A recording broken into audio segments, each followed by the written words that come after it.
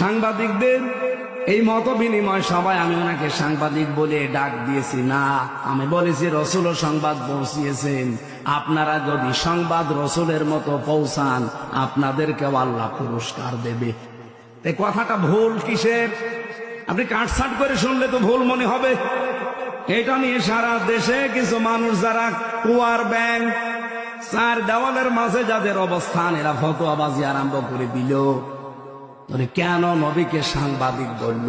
অথচ নবী শব্দের শাব্দিক অর্থ হচ্ছে সংবাদ বাহক। যারা সংবাদগুলো বহন করে নিয়ে বেড়ায় তাদেরকে বাংলায় সাংবাদিকই বলে। উনি আমারে বলছে আমি সাংবাদিক নবীকে বলি না, বলি মেসেঞ্জার। মেসেঞ্জার মানে কি? মেসেঞ্জার তো আরো খারাপ শব্দ। ব্যাংকে যতগুলো পোস্ট আছে দেখবেন তার একটা পোস্ট আছে মেসেঞ্জার। এই যে চা মাটি নিয়ে দেয় পানি মানি, তো খুব ভালো পোস্ট। এই কথা বলছে না কেন? রসুল শব্দটা এসেছে রসুলুন থেকে রেসালাত। এই রেসালাত শব্দের শাব্দিক অর্থ হচ্ছে পিয়ন। সংবাদ বহন করে যারা নিয়ে যায় তাদেরকে পিয়ন বলা হয়। কথা বলে না কেন? কিন্তু রসুল্লাহকে পিয়ন আপনি বলতে পারবেন না। এই হিসাবে আমি যদি মুখ ফসকে বলেও ফেলি রসুল্লাহ বা নবী মানে সাংবাদিক, আমি তো সরি বলেছি, আমি তো মাপ চেয়েছি।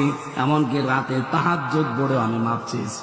আমি আশা করছি আমার আল্লাহ আমাকে মাফ করে দেবে।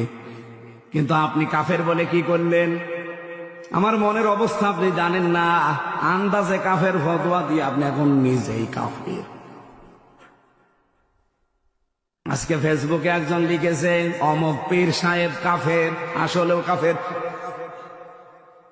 এত ফতোয়া আসে আপনার ফতোয়া তো হাসিনার বিরুদ্ধে শুনি না, আপনার ফতোয়া ডক্টর জাফর ইকবালের বিরুদ্ধে শুনি না, আপনার বিরুদ্ধে ফতোয়া তো ওবায়দুল কাদেরের বিরুদ্ধে শুনি না, আপনার ফতোয়া শাহিন চাকলাদারের বিরুদ্ধে শুনি না।